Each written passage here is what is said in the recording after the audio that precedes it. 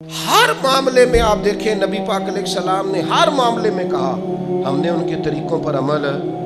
وہ 10 محرم کا روزہ رکھتے تھے، فرمایا تم 1 سال بڑھا لیا کرو، 9 کا رکھ لو یا 11 کو رکھ لو، بلکہ یہاں تک کہ صحیح مسلم میں موجود ہے یہودیوں نے کہنا شروع کر دیا تھا کہ نبی کریم تو ہر معاملے میں ہماری مخالفت کرنا پسند کرتے ہیں،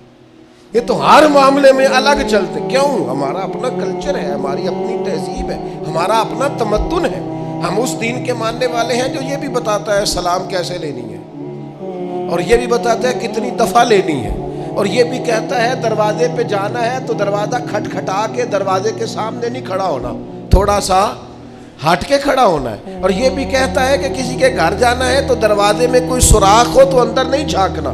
اور یہ بھی بتلاتا ہے کہ 3 دفعہ سے زیادہ دروازہ نہیں کھٹکھٹانا، نہ کھلے تو لوٹ آؤ۔ جو دین ایک ایک بات کھول کر بیان کرے، جو یہ بھی بتائے روٹی کمانی کہاں سے ہے،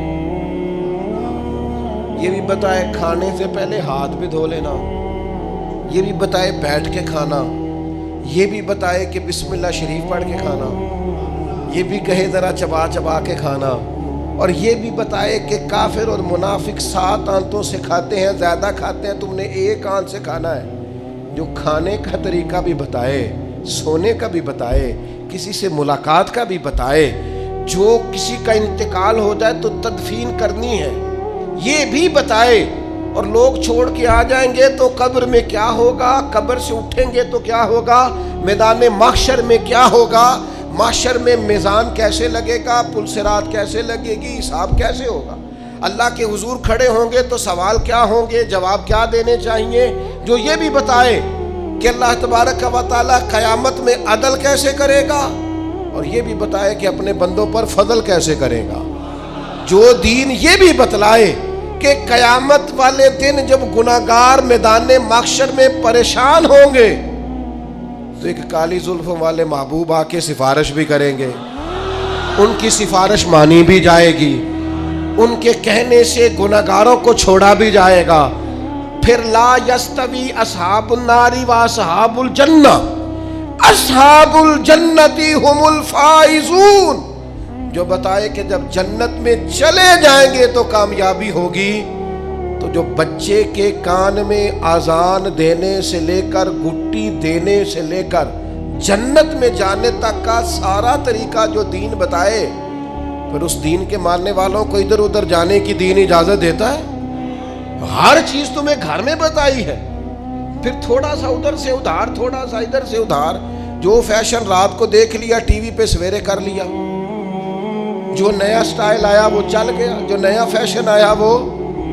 آپ نے ناراض نہیں ہونا، ویسے میں نے اتنے کچے خیالات کے لوگ بھی اپنی زندگی میں دیکھے ہیں جو اس بات پر بحث کر رہے ہیں کہ یہ فیشن جب آیا تھا سب سے پہلے میں نے بنایا تھا۔ کیا قوم ہے، کیا تبصرہ ہے، کہاں جیتنا چاہتی ہے،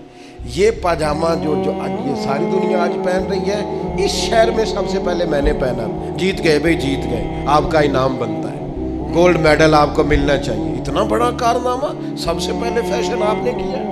کمال ہو گئی، حد ہو گئی۔ سب سے پہلے جناب یہ جو چیز آج سب کے پاس ہے، یہ سب سے پہلے اس ماڈل کا موبائل سب سے پہلے میں نے لیا تھا، بالکل بالکل آپ کا پہلا نمبر بنتا ہے، آپ جیت گئے۔ خدا کے بندو اللہ سے ڈرو، مسلمان ان چیزوں میں الجھ کر زندگی نہیں گزارتا، اس کی چاہتیں کچھ اور ہیں، اس کے انداز کچھ اور ہیں، وہ مٹی میں مل کے اور گھوڑے پہ بیٹھ کے اور گھوڑے کی ٹاپوں کی آواز سن کے والعادیات ضبحا فالموریات قدحا فالمغیرات صبحا فاثرن به نقعا فوسطن به جمعا،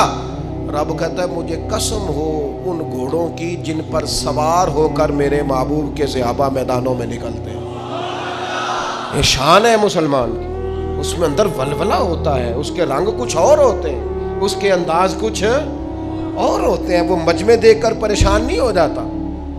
اس کو نئی گاڑی مل گئی تو اسے وہ کامیابی نہیں جانتا، وہ تو کہتا ہے کامیابی تو تب ملے گی جب مدینے والے مسکرا کے ملیں گے،